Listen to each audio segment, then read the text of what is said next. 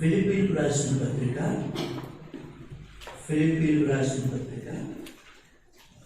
2వ అధ్యాయము 5వ వచనం అందరం కలిసి చదువుకుందాం. క్రీస్తు యేసును కలిగిన ఈ మనస్సు మీరును కలిగి ఉండుడి. విశ్వాసులుగా మనం యేసుక్రీస్తు ప్రభు వారి యొక్క మనస్సును కలిగి ఉండేవారిగా ఉండాలి. యేసు యొక్క మనస్సు పరలోకమందున్న తండ్రి చిత్తమే. దైవ చిత్తాన్ని చేయటానికి యేసుక్రీస్తు ప్రభు వారు మనసు కలిగిన వారై ఉన్నట్టు మనం లేఖనాల్లో చూస్తూ వస్తాం. విశ్వాసులైనటువంటి మనం కూడా ఈ దైవికమైన మనసు లేదా దైవ చిత్తాన్ని మనం కలిగి ఉండేటువంటి వారిలో ఉండాలి. ఈ క్రైస్తవ జీవితంలో చాలా విలువైనది, చాలా ప్రాముఖ్యమైనది, శ్రేష్టమైనది అంటూ ఏదైనా ఉంది అంటే అది దైవ చిత్తము. బైబిల్లో చూడండి, రోమీయులకు రాసిన పత్రిక 12వ అధ్యాయం, 12వ అధ్యాయము 2వ వచనం. రోమీయులకు రాసిన పత్రిక 12వ అధ్యాయము 2వ వచనం. మీరు ఈ లోక మర్యాదను అనుసరింపక ఉత్తమమును అనుకూలమును సంపూర్ణమునైన దేవుని చిత్తమేదో పరీక్షించి తెలుసుకొనున్నట్లు మీ మనస్సు మారి నూతన మొగట వలన రూపాంతరము పొందుడి.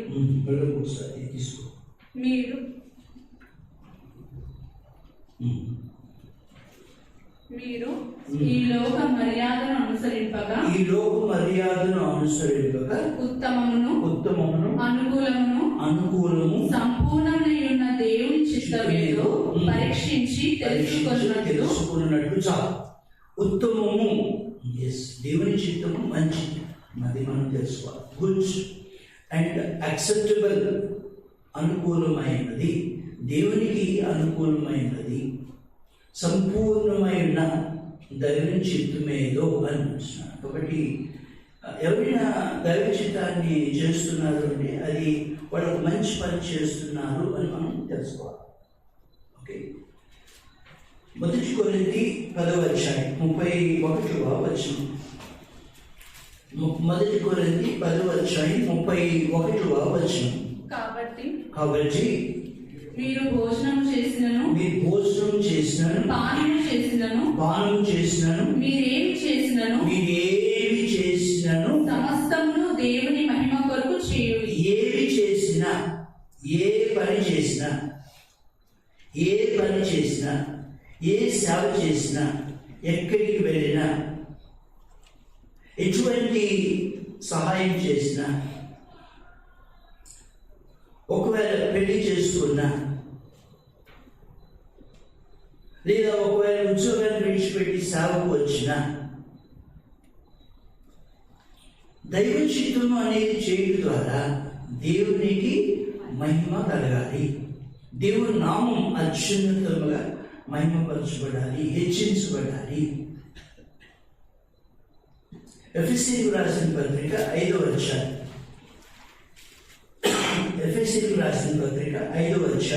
17వ వచనం. ఇందు నిమిత్తము మీరు అవివేకులు కాక ప్రభు యొక్క చిత్తం ఏమిటో గ్రహించుకొనుడి. దైవ చిత్తాన్ని నీవు నేను గ్రహించగలిగే మనస్సు కలిగి ఉండాలి. ఇప్పుడు ఈ దైవ చిత్తాన్ని లేదా ఈ యొక్క దైవికమైన మనస్సును ఏ విధంగా తెలుసుకోవాలి? ఇప్పుడు అది మనకు తెలియదు. మీకు 2 విషయాలు ఇంతకుముందు చెప్పాను. ఒకటి, వ్రాయబడిన దైవ చిత్తము. బైబిల్ చదువుతూ ఉంటే బైబిల్లోని విషయాలు మనకు తెలుస్తూ ఉంటాయి. కొన్ని విషయాలు ఇక్కడున్న సేవకుడు బోధిస్తూ వచ్చినప్పుడు కానీ, లేకపోతే ఎవరైనా బోధిస్తున్నప్పుడు కానీ మనకి తెలుస్తూ ఉంటాయి. అది రాయబడిన దైవ చిత్తం. ఓహో, ఇలా జీవించాలి అని మనకు తెలుస్తుంది. రెండవది దాగి ఉన్న దైవ చిత్తము అని చూసాం.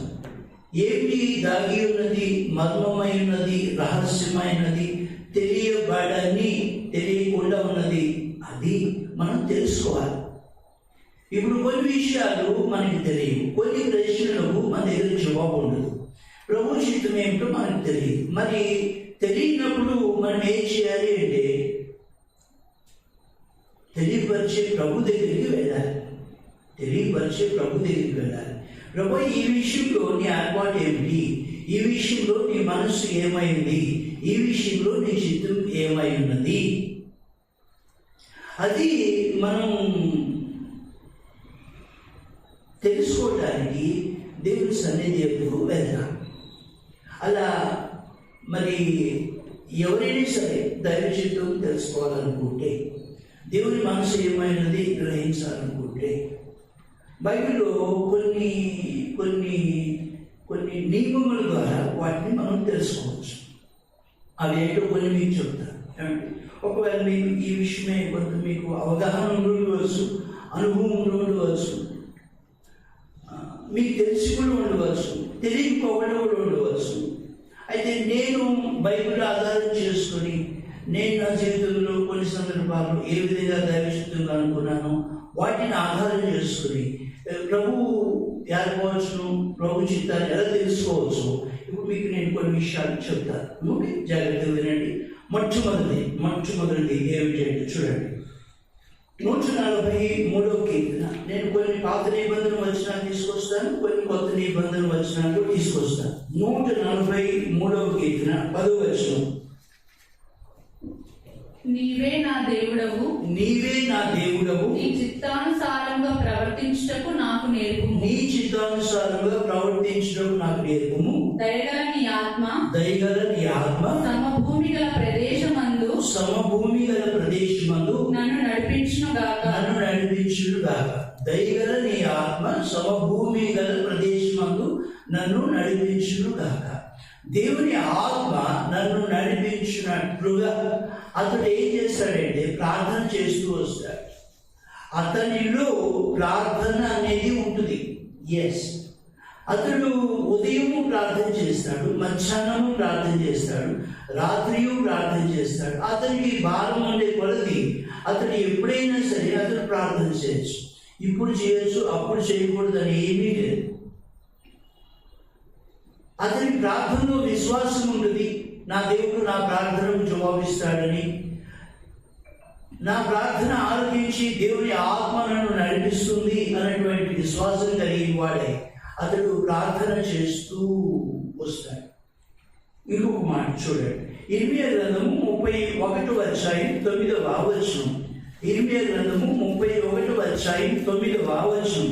Book of జెరమియా chapter 31 verse 9. వారు ఏడ్చుచు వచ్చెదరు, వారు నన్ను ప్రార్థించుచుండగా నేను వారిని నడిపించుదును. వారు తొట్టిల్లకుండా చక్కగా పోవు బాటను నీళ్ల కాలువల యొద్ద వారిని నడిపింతును. ఇశ్రాయేలునకు నేను తండ్రిని కానా, ఎఫ్రాయిము నా జ్యేష్ఠ కుమారుడు కాడా. ఒక తండ్రి తన కుమారుణ్ణి ఏ విధంగా నడిపించడానికి ఇష్టపడతాడో అలాగే ఈ కుమారుడు ప్రార్థన చేస్తూ వచ్చినప్పుడు అతనిని నడిపించే బాధ్యత దేవునిది. ప్రార్థన అందుకనే అంటే ఈ ప్రార్థన అనే పదం మనకు తెలిసిన పదమే, నేను కొత్త పదం అని చెప్పట్లేదు. కానీ ఈ ప్రార్థన చేసేటువంటి వారి జీవితం ఎలా ఉంటుందంటే ప్రభువుతో ముడిపడి ఉంటుంది. ప్రభు కొరకే జీవించే వారి జీవితం, ప్రభు కోసమే జీవించాలనుకునేటువంటి వారి జీవితంలో ప్రార్థన ఒక బలమైనటువంటి శక్తిగల ఆయుధంగా పనిచేస్తూ వస్తుంది. రోమీయులకు రాసిన పత్రిక 8వ అధ్యాయం 14వ వచనం. Romans chapter 8 verse 14. దేవుని ఆత్మ చేత ఎందరూ నడిపింపబడుదురు, నడిపింపబడుదురో, దేవుని ఆత్మ చేత ఎందరూ నడిపింపబడుదురో వారందరూ దేవుని కుమారులై ఉందురు. దేవుని ఆత్మ చేత నడిపించబడుట. దేవుని ఆత్మ దైవ చిత్తానుసారంగానే ఒక విశ్వాసిని దైవ మార్గంలో నడిపించేదిగా ఉంది. ఇది మనం తెలుసుకోవాలి. ఎందుకు దేవుడు పరిశుద్ధాత్మ దేవుడిని నీకు నాకు ఇచ్చాడు అంటే, ఆ ఆత్మ దేవుడు నీతో నాతో ఉండి నిన్ను నన్ను కూడా ప్రార్థనకు జవాబుగా నడిపించడానికి దేవుడు ఇచ్చాడు. అందుచేత ప్రియమైన సహోదర సహోదరి, ఎవరైనా ఏ విషయంలో అయినా సరే దేవుని మనసు ఏమిటి, దైవ చిత్తం ఏమిటి తెలుసుకోవాలి అని అనుకుంటే అతని జీవితంలో యథార్థమైనటువంటి, నిష్పక్షపాతమైనటువంటి, నిస్వార్థపరమైనటువంటి ప్రార్థనా జీవితం ఉండాలి. మొదటి యోహాను రాసిన పత్రిక 5వ అధ్యాయం 14వ వచనం. 1 John chapter 5 verse 14. ఆయనను బట్టి మనకు కలిగిన ధైర్యం ఏదనగా, ఆయనను బట్టి మనకు కలిగిన ధైర్యం ఏదనగా, ఆయన చిత్తానుసారముగా మనం ఏది అడిగినా, ఆయన చిత్తానుసారంగా మనం ఏమి అడిగినను ఆయన మన మనవి ఆలకించి. మనం చేసే ప్రార్థన ఏమై ఉండాలి అంటే, ప్రభువా నీ చిత్తం ఏమిటి, నీ చిత్తం ప్రకారం నడిపించు, నీ చిత్తము నాయను జరిగించు అని మనం ప్రార్థన చేస్తాం. ఒకవేళ నీ చిత్తం కాకపోతే ప్రభువా తొలగించు, తప్పించు, ఆపివేయి.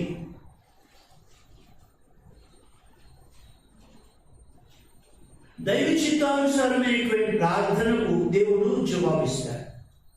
ఎప్పుడు కూడా ప్రార్థనకు జవాబు అనేది అవుననే కాదని కూడా ఉంటుంది. ఎస్,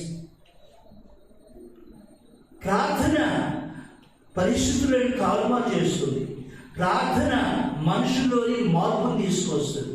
ప్రార్థన ప్రతికూలతను అనుకూలతగా మారుస్తుంది.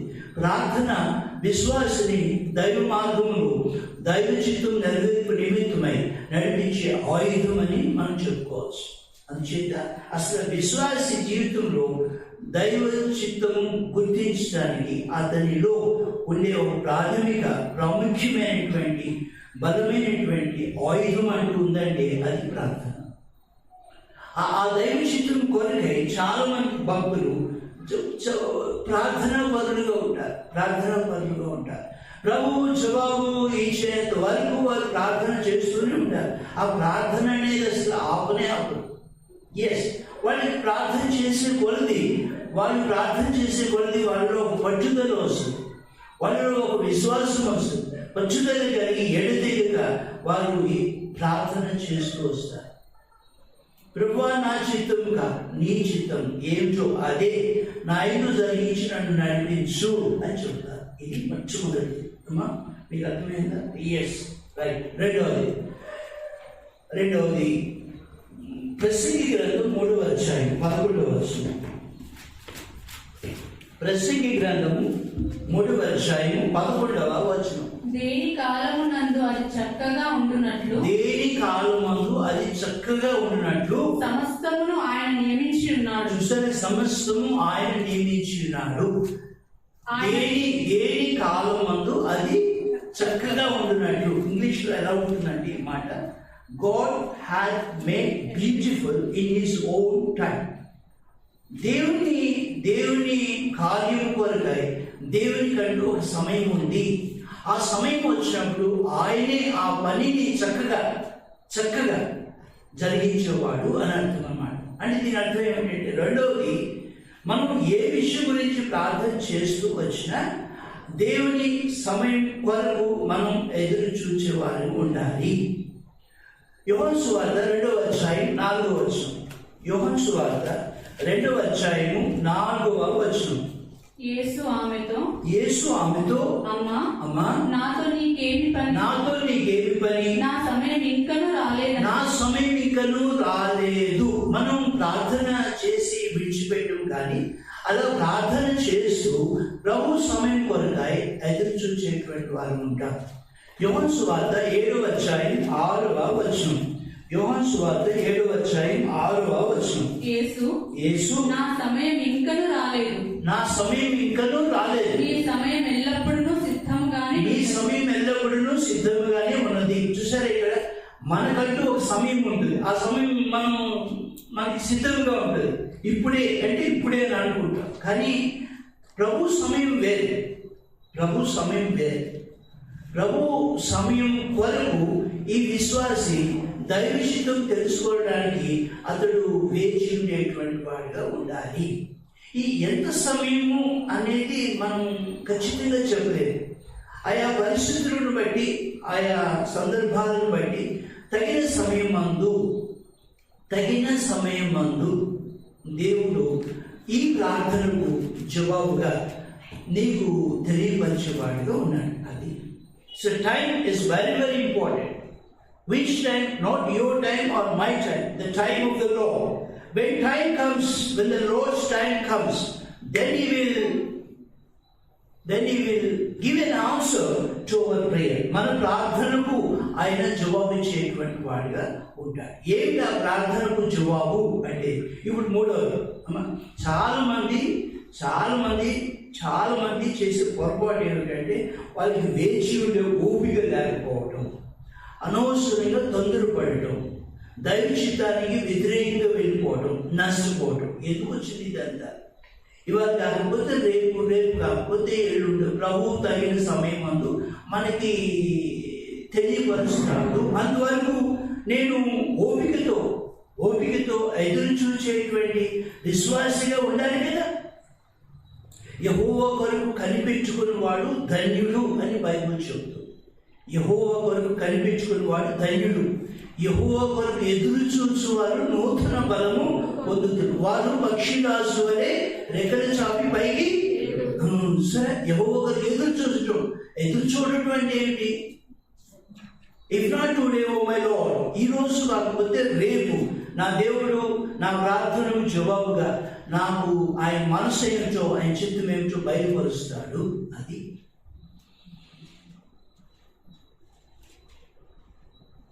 ఆలస్యమైన కూడా నిర్ణయ కాలమందు అపాయింటెడ్ టైం, లేకపోతే ఇంకొక మాట చెప్పాలంటే సెట్ టైం అని ఉంటుంది ఇంగ్లీష్లో. సెట్ టైం, ఒక టైం దేవుడు నిర్ణయిస్తాడు. అంతవరకు మనం ప్రార్థన చేస్తూ వేచి ఉండేవాళ్ళు ఉంటారు. మూడవది,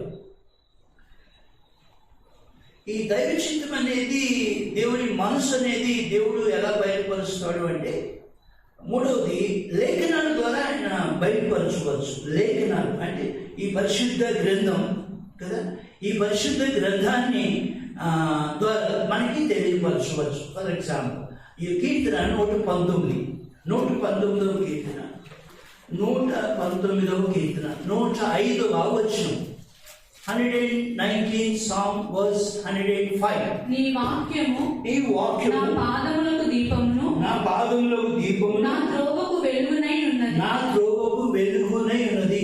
నీ వాక్యము నా పాదములకు దీపము, అది నా త్రోవకు వెలుగు. దేవుని వాక్యము మనకి దీపం, అది మనకి ముందుండి మనలను నడిపించేదిగా ఉంటుంది.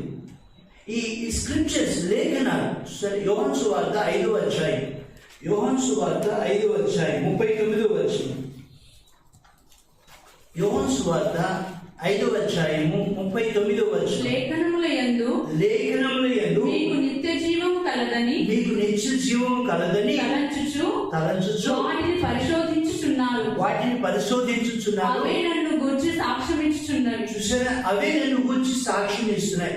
ఈ లేఖనాలు ఊరికే అటు ఇటు తిప్పుతూ ఉంటారు. బైబిల్ బాగా చదువుతూ ఉంటారు. అలా బైబిల్ చదువుతూ బైబిల్ వాక్యాన్ని ధ్యానిస్తూ వస్తున్నప్పుడు ఈ లేఖనము ప్రభు యొక్క చిత్తం ఏమిటో దానిని గురించి తెలియపరిచి మనకి సాక్ష్యం ఇచ్చేదిగా ఉంది. అది ప్రిమి సహోదరి, అందుచేత ఈ పరిశుద్ధ లేఖనములు ద్వారా దేవుడు మాట్లాడుట, ఆత్మదేవుడు ఈ వాక్యము ఆధారం చేసుకుని నీకు ఉపదేశం చేస్తాడు, నీకు మార్గం ఏమిటో చూపిస్తాడు. పరిశుద్ధాత్మ దేవుడు నిన్ను నడిపించేటువంటి వాడుగా ఉన్నాడు. యోహాను సువార్త 14వ అధ్యాయం 21వ వచనం. యోహాను సువార్త 14వ అధ్యాయం 21వ వచనం. నా ఆజ్ఞలను అంగీకరించి వాటిని గైకొను వాడే నన్ను ప్రేమించువాడు ప్రేమించువాడు నన్ను ప్రేమించువాడు నా తండ్రి వలన ప్రేమింపబడును. నా తండ్రి వలన ప్రేమింపబడి నేను వారిని ప్రేమించి వానికి నన్ను కనబరచుకొందును. సరే, కనబరుచుకోవడం అంటే ఏంటి? ఇప్పుడు ప్రభు నేను వారికి కనబరుచుకోదును అంటే I will reveal, I will manifest అంటూ హిమ్. వానికి నేను కనబరుచుకుంటానంటే అర్థం ఏమిటంటే అతనికి నా చిత్తం ఏమిటో నేను బయలుపరుస్తాను, అతనికి నా మనసు ఏమిటో నేను తెలియపరుస్తాను. ప్రియమైన సహోదరుడు సహోదరి, ఈ దేవుని వాక్యాన్ని ప్రేమించేటువంటి వాడు ఈ వాక్యాన్ని అనుదినము చదువుతూ వస్తాడు. అనుదినం దినాన్ని వాక్యము ప్రార్థనతో ప్రారంభిస్తాడు, దినాన్ని వాక్యము ప్రార్థనతో ముగిస్తాడు. అవసరమైతే అతను మధ్యాహ్నం కూడా ప్రార్థన చేస్తూ వస్తాడు, బైబిల్ చదువుతూ వస్తాడు. అతనికి బైబిల్ మీద ఒక ఇష్టం అనేది ఏర్పడుతుంది. ఈ వాక్యం ద్వారా దేవుని చిత్తం ఏమిటి, దేవుడు నాతో ఏదైనా మాట్లాడతాడా, దేవుడు నాకు ఏమైనా బోధిస్తాడా? మన ప్రసంగి పరమగీతంలో మీకు ఒక మాట చెప్పారు, అతడు నాతో మాట్లాడాను. ఎస్, దేవుడు మాట్లాడుట ఏ విధంగా అంటే మనలో ఉన్న పరిశుద్ధాత్మ దేవుడు ఈ లేఖనాలను మనం క్రమముగా చదువుతున్నప్పుడు మనకి ఆయన తెలియపరచుట, అది ఆయన మనకు బోధించుట. ఈ లేఖనాలు మనకి పరిశుద్ధాత్మ దేవుడు ఉపదేశించేటువంటి వాడు ఉంటాడు. చూడండి, యోహాను సువార్త 16వ అధ్యాయం 13వ వచనం. John's Gospel chapter 16 verse 13. ఆయన అనగా సత్య స్వరూపి అయిన ఆత్మ వచ్చినప్పుడు మిమ్మల్ని సర్వ సత్యములోనికి నడిపించును. ఆయన తనంతట తానే ఏమీ బోధింపక వేటిని వినునో వాటిని బోధించి సంభవింపబో సంగతులను మీకు తెలియజేయును. మీకు బోధించి, చూసారా, ఆత్మదేవుడు లేఖనాలను సత్యం అంటే ఏమిటి? నీ వాక్యమే సత్యము అని బైబిల్ చెబుతుంది. నీ వాక్యమే సత్యం. దేవుని వాక్యం అనే సత్యాన్ని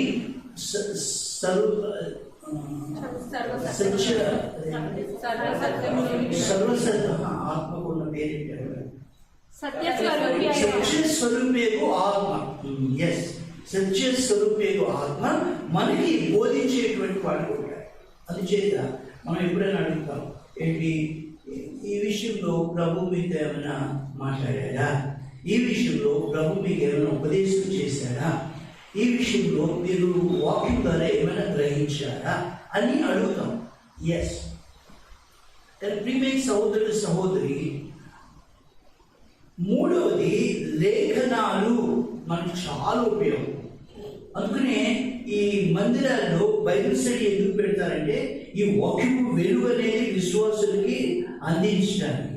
బైబిల్ ఎలా చెబుతుంది, బైబిల్ ఎలా హెచ్చరిస్తుంది, బైబిల్ ద్వారా ఏ విధంగా తెలుసుకోవచ్చు, బైబిల్ ద్వారా దైవత్వం ఏంటో అర్థమవుతుంది, దేవుడి చిత్తం ఏంటో తెలుసుకోవచ్చు అని బైబిల్ లేఖనాల ద్వారా ఒక దైవజనుడు మరి దేవుడి వాక్యాన్ని ఉపదేశిస్తూ వస్తారు. అది సంఘానికి ఎంత క్షేమమో తెలుసా, ఎంత మేలు చేస్తుందో తెలుసా. ఇప్పుడు నేను మాట్లాడే ఇవన్నీ కూడా ఈ రోజున నీకు ఉపయోగపడకపోవచ్చు, కానీ రాబోయే దినాల్లో ఏదో ఒక సందర్భం నీ జీవితంలో వస్తుంది. అప్పుడు జ్ఞాపకం చేసుకుంటావు, ఒకరోజు జోయల్ అంకుల్ ఈ విషయాలు దైవచిత్రం గురించి చెప్పాడు అని నీకు జ్ఞాపకానికి వస్తాయి.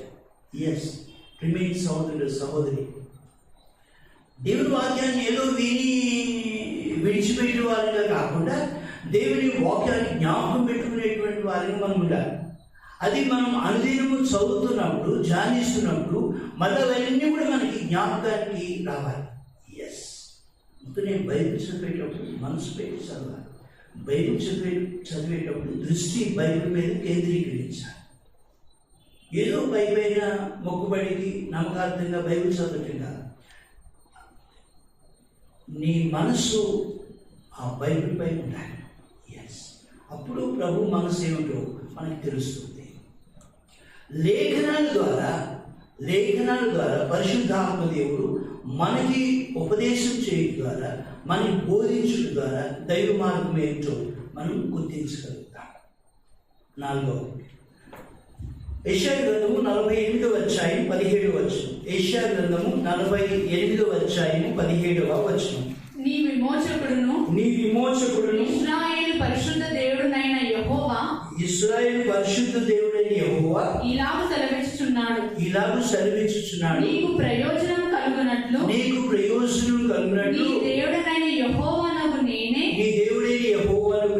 నీకు ఉపదేశం చేయుదును, నీవు నడవవలసిన త్రోవను నిన్ను నడిపించుదును. సహోదర సహోదరి 32వ కీర్తన 8వ వచనం. 32వ కీర్తన 8వ వచనం. నీకు ఉపదేశం చేసేదను, నీవు నడవవలసిన మార్గమును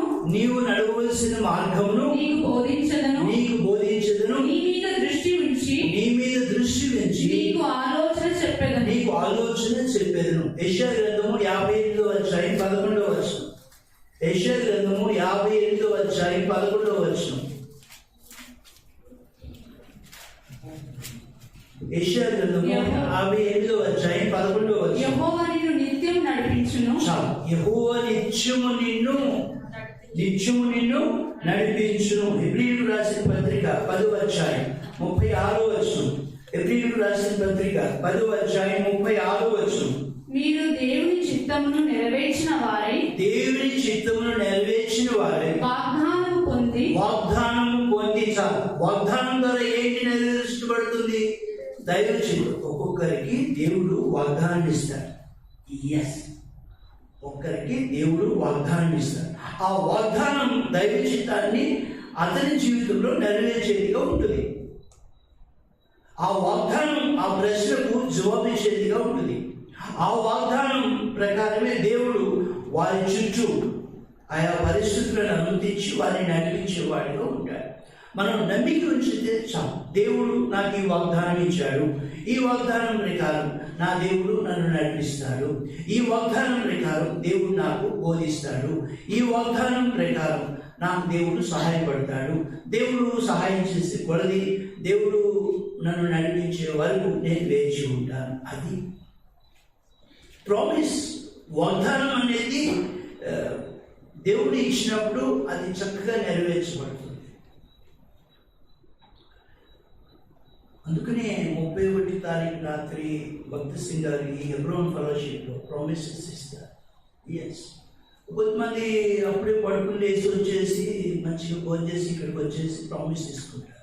అదేంటో వాళ్ళకి తెలియదు, అదేంటో ఎందుకు తీసుకున్నారో వాళ్ళకి అర్థం కాదు. కొద్దిమంది ముందుగానే ప్రార్థన చేస్తూ వస్తారు. ఇప్పుడు అక్టోబర్ వచ్చేసరి కదా, డిసెంబర్ వస్తుంది. అక్టోబర్, నవంబర్, డిసెంబర్ చాలా చక్కగా వాళ్ళు పట్టుదలతో ప్రార్థన చేస్తూ రోడ్ నాకు ప్రభు ప్రామిస్ ఇవ్వండి అని అడుగుతారు.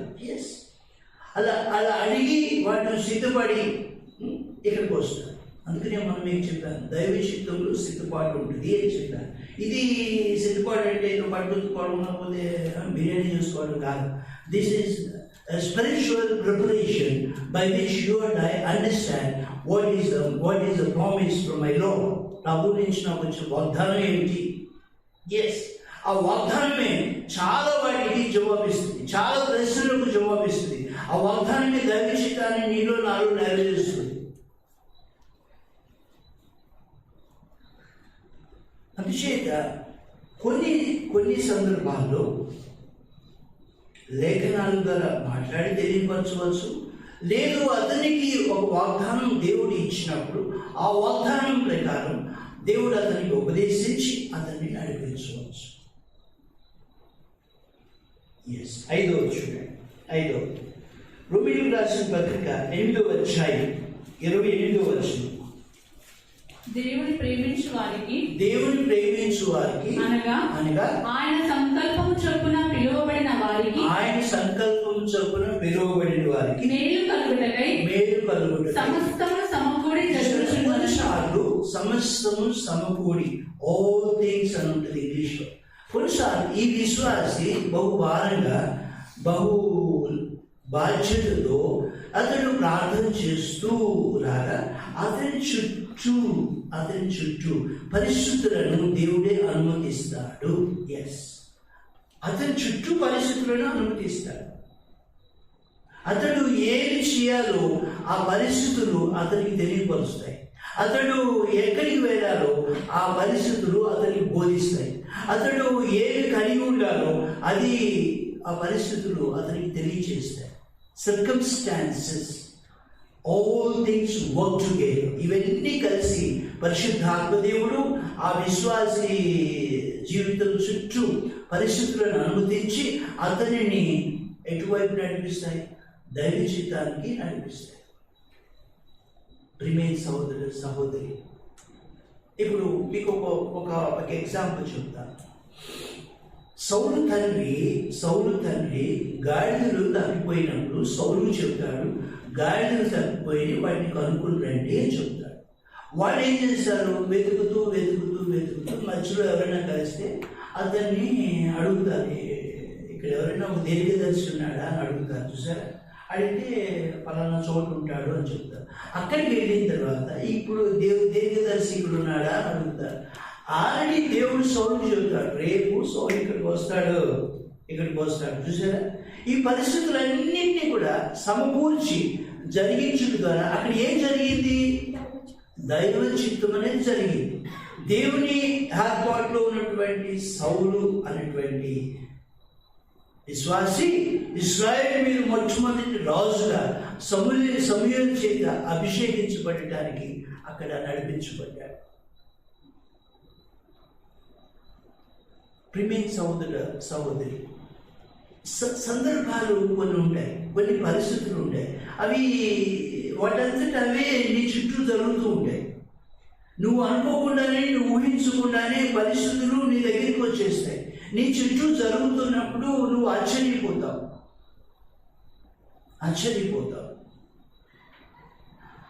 అలాగూ ఇప్పుడు నూతన నిబంధనలో పేతురు తీసుకోండి.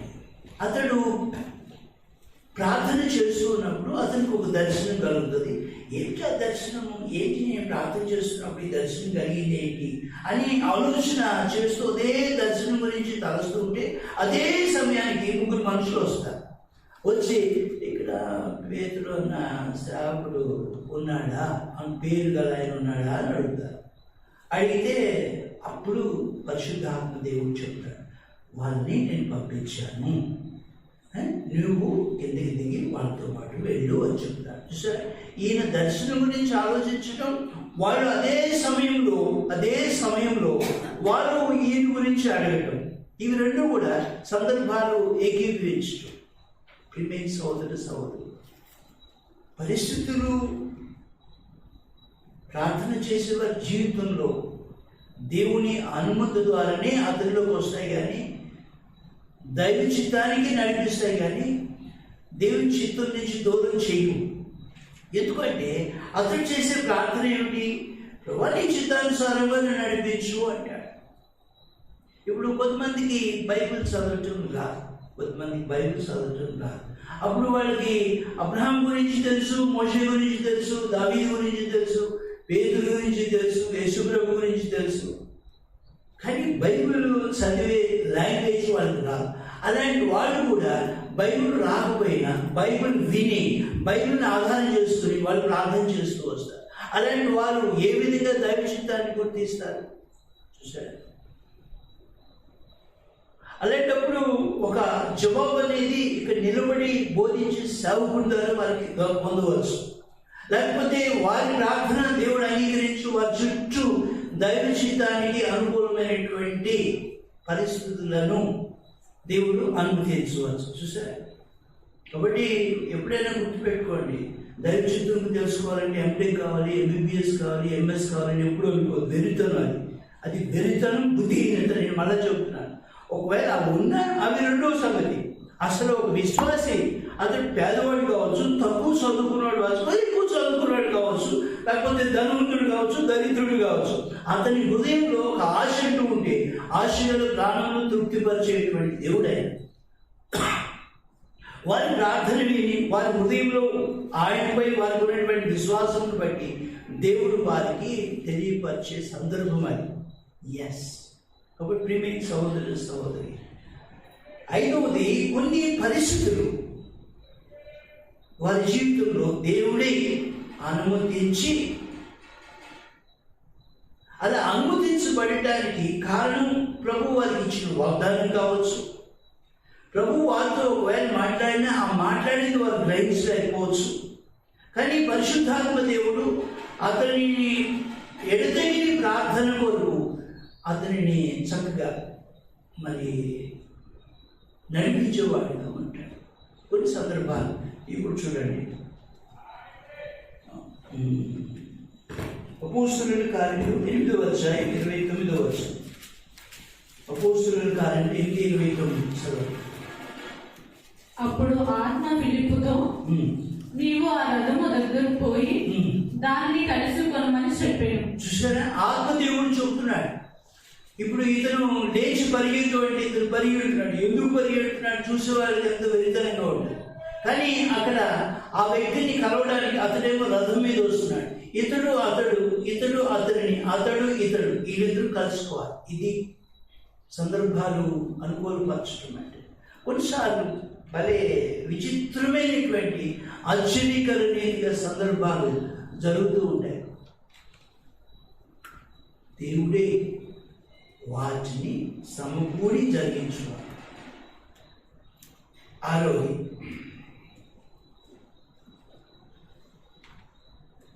ఆరోది యెషయా గ్రంథము 26వ అధ్యాయం 3వ వచనం.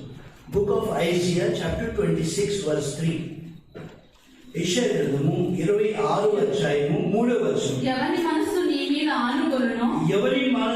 మీద ఆనుకొనునో వానిని నీవు పూర్ణ శాంతి గల వానిగా కాపాడు. దేవుని మీద ఆధారపడినటువంటి వాడు, దేవునిపై ఆధారపడినటువంటి వాడు, దేవుడిని ఆశ్రయించినటువంటి వాడు, వానికి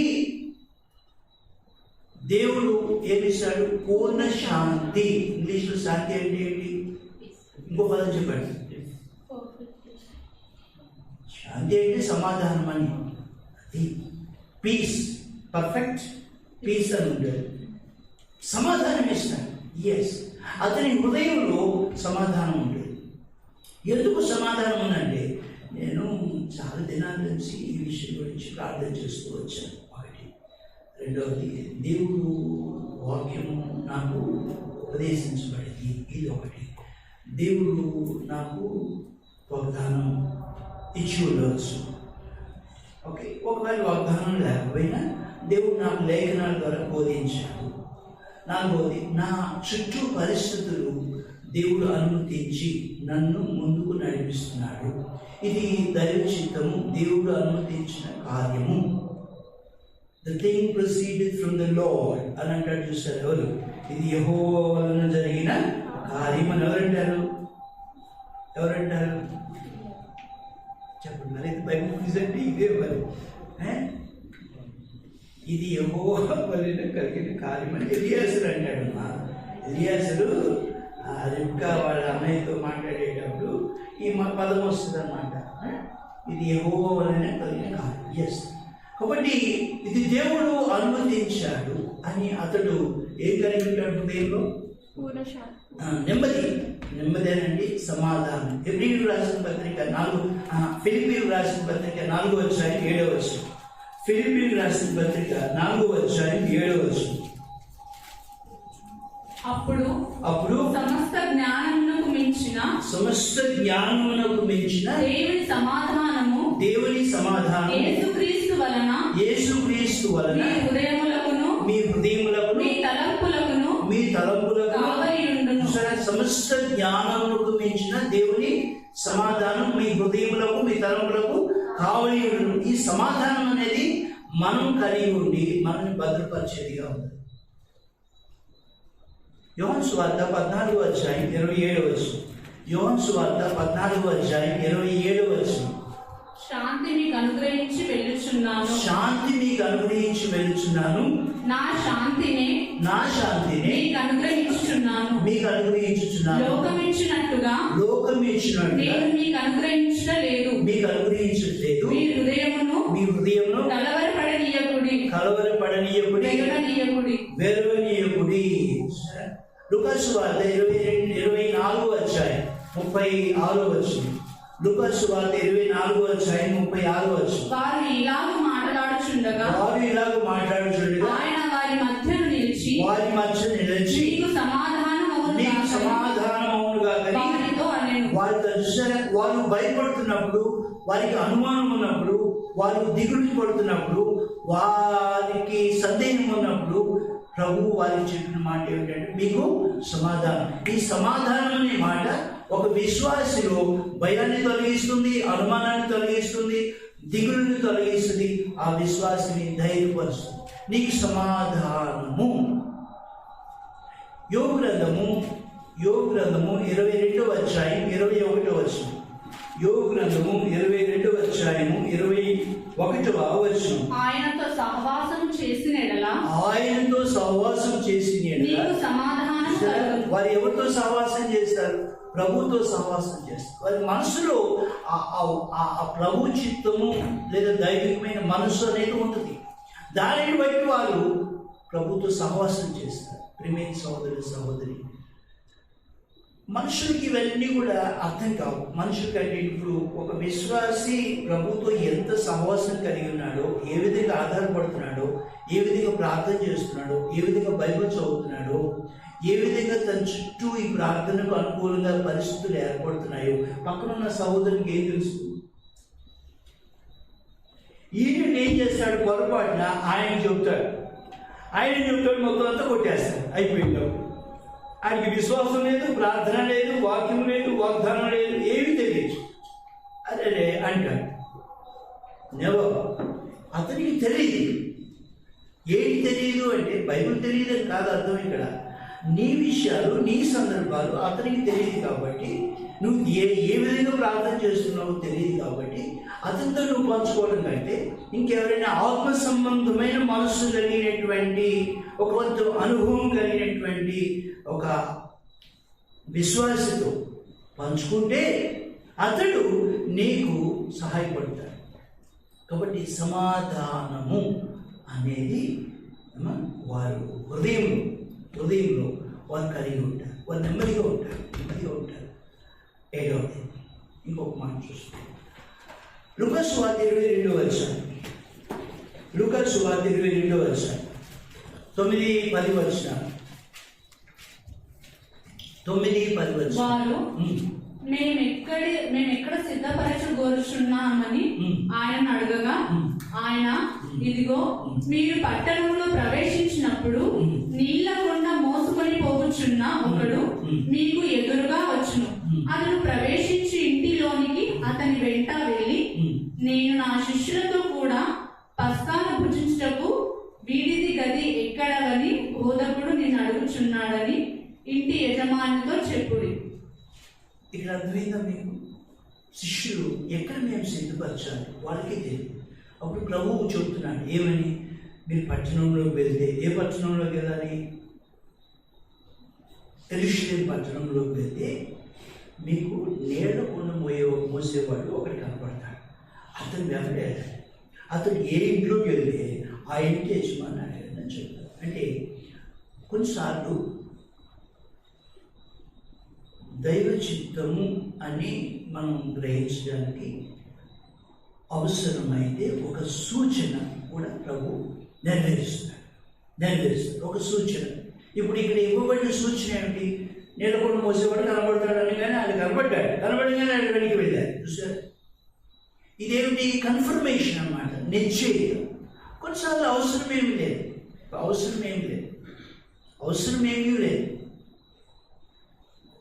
ఇప్పుడు నేను ఇథియోపియా వెళ్ళే ముందు రోజే ఫ్లైట్ పడిపోయింది. నేను చాలా భయపడ్డా. రేపు మళ్ళీ ఎయిర్ ఇండియాకి వెళ్ళాలి. ఇప్పుడు పడిపోయిన ఫ్లైట్ ఏది? ఇండిగోనా, ఎయిర్ ఇండియానా? Air India. మనం దాంట్లోనే కూర్చుంటున్నాం. కొంచెం ఎవరికైనా ఏముంటుంది లోపల? ఎంత దారుణంగా కాలిపోయి చచ్చిపోయారు. రేపు మళ్ళీ ఎయిర్ ఇండియాలోనే వెళ్ళాలి. ఇది లేచి మళ్ళీ పడిపోతేమో అనే ఒక ఒక ఏమంటారు, ఒక రకమైన తలంపు అనేది వస్తుంది సహజం. ఆ రోజు ప్రభు నాకు ఇచ్చిన మాట ఏమిటంటే, నీకు సమాధానం. చూసారు, అప్పుడు నాకు అసలు భయం లేదు, నాకు అనుమానం లేదు, నాకు సందేహం లేదు, నాకు ఏమాత్రం తెలియలేదు. ప్రభువు నాకు సమాధానము అని చెప్పాడు. I will go.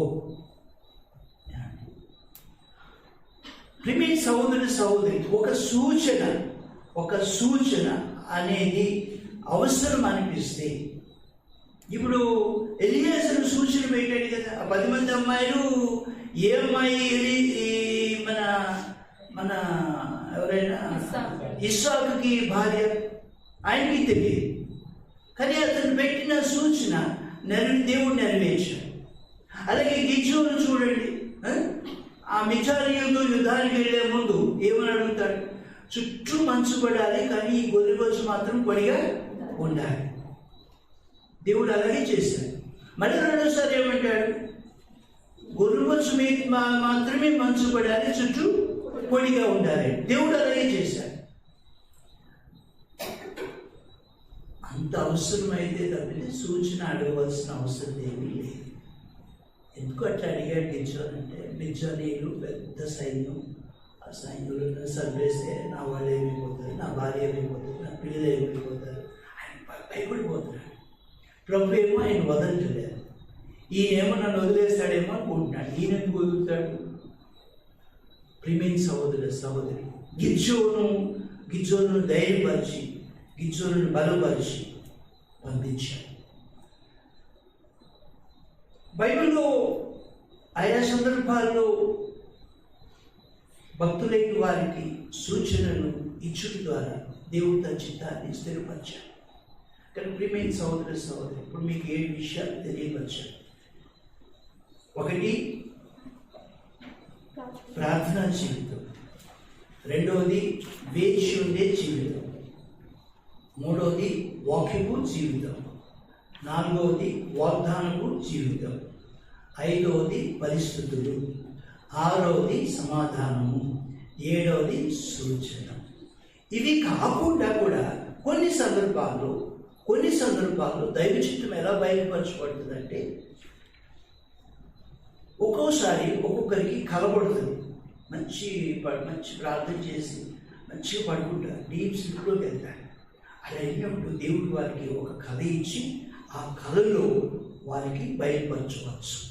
ఇప్పుడు ఎక్కువ ఈ చదువు లేకుండా కొంచెం అమాయకంగా ఉంటారే, వాళ్ళని తక్కువ అంచనా ఎత్తుస్తున్న వాళ్ళు చదువుకున్న వాడి కంటే మంచి ఆత్మీయంగా గుర్తించవచ్చు. వాళ్ళకి దేవుడు ఏదైనా కళ ఇచ్చి చెప్తారు. వాడు బుద్ధి చేసి, దేవుడు నాకు రాత్రి కళ ఇచ్చాడు, ఆ కళలో ఇక్కడికి వెళ్ళమని చెప్పాడు కాబట్టి ఇప్పుడు ఇక్కడికి వచ్చానని చెప్తుంది అమ్మాయి. అది నిజమే. వాళ్ళు చాలా ప్రేమగా ఉంటారు, చాలా విశ్వాసంతో ఉంటారు, చాలా యథార్థంగా ఉంటారు. చదువుకున్నవాడికి ఇంత యథార్థత ఎక్కడ ఉంటుంది? చదువుకున్నవాడికి ఎంత తెలివి ఎక్కడ ఉంది? అసలు ప్రార్థన చేయకుండానే పడుకుంటాడు. ఇంకేంటి? సరే, ఎంత తేడా ఉందో. ఒక్కోసారి ఒక్కొక్క విశ్వాసి బైబిల్ చదవకపోయినా, ఒకవేళ బైబిల్ చదివినా, అతడు ఎడతెగక మోకరించి ప్రార్థన చేస్తూ వస్తున్నప్పుడు అతనికి ఒక దర్శనం వస్తుంది. విజన్ అంటారు. ఇతడు మెలుగుగా ఉన్నప్పుడు ఇతనికి దర్శనం వస్తుంది. ఆ దర్శనంలో అతనికి పరిశుద్ధ ఆత్మదేవుడు తన చిత్తం ఏమిటో తెలియపరుస్తాడు. ఇది ఒకటి కళ ద్వారా కావచ్చు, దర్శనం ద్వారా కావచ్చు. ఇంకొకటి ఏమిటంటే, ఒక్కొక్కసారి ఈ కూర్చున్న విశ్వాసి ప్రభువుని రాత్రంతా ఊపేసి మందిరంలో ఏమి అరగినట్లు వచ్చి కూర్చుంటాడు. ఆ దేవుడు ఈమె ప్రార్థన లేకపోతే ఆయన ప్రార్థన ఆలకించి ఇక్కడ నుంచున్న ఆయన ఊపుతాడు. ఇక్కడ నుంచున్న ఆయన ద్వారా అక్కడ కూర్చున్న ఆమెకి ఒక జవాబు వస్తుంది. ఎస్, సరే, ఇదొక పద్ధతి. ఒక దైవజనుడిని దైవ చిత్తం కొరకు వాడుకొనుట. దేవుడు మీ ద్వారా నాకు నా ప్రశ్నకు జవాబిచ్చాడు అని చెప్తారు. ఎస్, ఇలాంటి సందర్భాలు కూడా నేను చాలా చూశాను. దైవజనుని ఉపయోగించడం ద్వారా కావచ్చు. కొంతమంది అన్నగారు మీరు ఇలా చెప్తే ఫినిష్, ఒకటే మాట, మీరు చెప్పిన దానికి మేము ఓకే అంటారు. భక్సింగ్ గారికి అలాగే చెప్పేవారు. నువ్వు అని చెప్పేవారు ధైర్యం ఎవరికీ లేదు. ప్రిమిక్ సహోదరు ఒక కళ ద్వారా కావచ్చు, ఒక దర్శనం ద్వారా కావచ్చు, లేకపోతే ఒక దైవశైలిని ఉపయోగించడం ద్వారా కావచ్చు. 4 ఒక పరిశుద్ధాత్మ ప్రేరేపణ కావచ్చు. ప్రేరేపణ ఇప్పుడు ఈ పరిశుద్ధాత్మ ఒక వ్యక్తి ఈ లోపల ఉన్నాడు, ఇతడు నన్ను ఏం చేస్తాడంటే ప్రేరేపిస్తుంటాడు అనమాట. ఆ ప్రేరేపణ నాకు తెలుస్తుంది నెమ్మదిగా. ఇప్పుడు చదవచ్చు అనుకుని తెలుస్తుందా తెలియదు.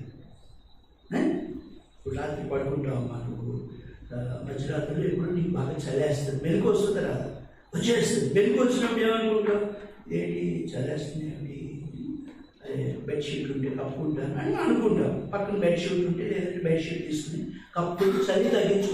ఆ చలి ఎలా తెలిసింది నీకు? ఆ వాతావరణం నీ శరీరాన్ని తాకింది. నీకు తాకినప్పుడు నీకు చలి అనిపించింది. అలాగే పరిశుద్ధాత్మ దేవుడు నీలో ఉన్నటువంటి ఆత్మను తాకుతాడు. తాకినప్పుడు నీకు ఈ ప్రేరేపణ కలుగుతుంటుంది. నేను ఇది చాలా సందర్భాల్లో కూడా అనుభవించాను. ఇవన్నీ మీకు వచ్చేవారని చెప్తాను. నేను ఎందుకు చెప్తున్నానంటే అమ్మా, maybe by the inspiration of the spirit of God, maybe by using the servant of God, maybe by A dream, ఒక కళ ద్వారా, మేబీ బై విజన్, ఒక దర్శనం ద్వారా, వీటన్నిటి ద్వారా ఒక విశ్వాసి ఏం తెలుసుకోవచ్చు? దైవ చిత్తం. అది ప్రభు అట్టి దైవికమైన జ్ఞానం మీకు అనుగ్రహించి మీకు తన చిత్తం ఏమిటో ఏ విషయంలో అయినా సరే, నీ ఉద్యోగ జీవితం కావచ్చు, కుటుంబ జీవితం కావచ్చు, మీ కుమార్తె పెళ్లి కావచ్చు, మీ కుమారుడి పెళ్లి కావచ్చు, లేకపోతే మీ ప్రయాణం కావచ్చు, మీ సేవ కావచ్చు, మరి ఏదైనా సరే, ఏదైనా కొనే విషయం కావచ్చు, ఏదైనా అమ్మే విషయం కావచ్చు, ఏదైనా ఎక్కడికైనా వెళ్ళే విషయం కావచ్చు, ఎవరికైనా సువార్త ప్రకటించే విషయం కావచ్చు, ఎక్కడికైనా వెళ్ళి సేవ చేసే విషయం కావచ్చు, వీటన్నిటిలో దైవ చిత్తం జరుగుట ద్వారా దేవునికి మహిమ కలుగుతుంది. ప్రభు అలాగూ మనకి సహాయం చేయగాక ప్రార్థన చేస్తాం. గమనించండి, ఆగస్ట్ 15 మనం స్వతంత్ర దినోత్సవం కదా, ఇండిపెండెన్స్ డే.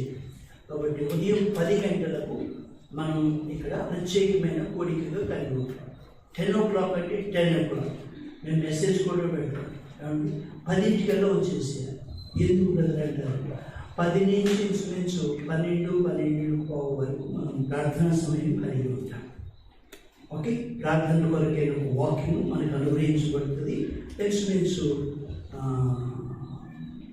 1 గంటన్నర వరకు ప్రార్థన చేస్తాం. ఆ తర్వాత ఒక పాట పాడి 1 గంట ఒక ప్రత్యేకమైనటువంటి కూడిక కూడా ఉంటుంది. ఒక స్పెషల్ బైబిల్ స్టడీ, ఒక స్పెషల్ మీటింగ్, మనం దేవుని వాక్యాన్ని మనం వింటాం. ఆ తర్వాత అందరికీ భోజనం ఉంటుంది. ఏదో మాకు కలిగి ఉన్నది మేము పెడతాం. ఇదేంటి ఇది పెట్టేవేంటి, అది లేదేంటి ఇది లేదంటే అని అనందం ఏమండి. కాబట్టి ఏది దేవుడు మాకు పెట్టమని సహాయపడి ప్రేరేపణ చేస్తే ఆ విధంగా రైట్ భోజన సహవాసం కలిగి ఉంటాం. ఆ తర్వాత మనం ఇంటికి వెళ్ళిపోతాం. అది శుక్రవారం ప్రోగ్రామ్. కాబట్టి మీరందరూ కూడా ఇంకెవరైనా కొత్త వాళ్ళు ఎవరైనా ఉంటే కూడా వాళ్ళు పిలవచ్చు, వాళ్ళు తీసుకురావచ్చు. కాబట్టి దయచేసి శుక్రవారం కూడా ప్రార్థన చేయండి. అలాగే శనివారం సాయంత్రం యాజ్ యూజువల్గా మనకి సంఘ ప్రార్థన ఉంటుంది. వచ్చే ఆదివారం 10 గంటలకి ఆరాధనను మనం కలిగి ఉంటాం. మిగతా విషయాలు ఏమైనా ఉంటే మీకు మేము తర్వాత తెలియజేస్తాం. తండ్రి యేసు నామమున మీ పాదం మీదకి వస్తున్నాం. దైవ చిత్తము, దేవుని మనసు అంటే ఏమిటో తెలుసుకోవడానికి కొన్ని విషయాలు మా దృష్టికి తీసుకొచ్చినందుకై కృతజ్ఞతాస్తుతులు చెల్లిస్తున్నాం. ఇంకా మెరుగైన విషయాలు గ్రహించగలిగే మనసు మీ ప్రజలకు అనుగ్రహించి ఆత్మీయంగా దీవించండి. ఇంటికి వెళ్తున్నారు, క్షేమంగా తీసుకువెళ్ళండి. ఈ రాత్రి మీరు శ్వాసతని కనపరచు. నేను కూడా ఒకటిపల్లి వెళ్ళవలసినది, సహాయపడండి. వాతావరణ ప్రతికూలత ఉన్నప్పటికీ మీరు మమ్మల్ని నడిపించే దేవుడుగా ఉన్నందుకై వందనములు. శుక్రవారం ఉదయకాలం 10 గంటలు ప్రత్యేకమైన ప్రార్థన వాక్యపు కూడిక కొరకు సిద్ధపరచు. మహిమను మీకు ఆరోపిస్తూ మీ హస్తములకు అప్పగించుకుంటూ కృతజ్ఞతాపూర్వకంగా యేసు రక్షకుడు నామమున ప్రార్థిస్తూ వెళ్తున్నాం తండ్రి. ఆమేన్. తండ్రి దేవుని ప్రేమయు, యేసుక్రీస్తు వారి కృపయు, పరిశుద్ధాత్మ దేవుని యొక్క అన్యోన్య సహవాసము మనకు తోడై ఆయన చిత్తం ఏమైందో ఆయనే మనకు తన ఆత్మ ద్వారా బయలుపరిచినట్లు నడిపించును గాక. ఆమేన్.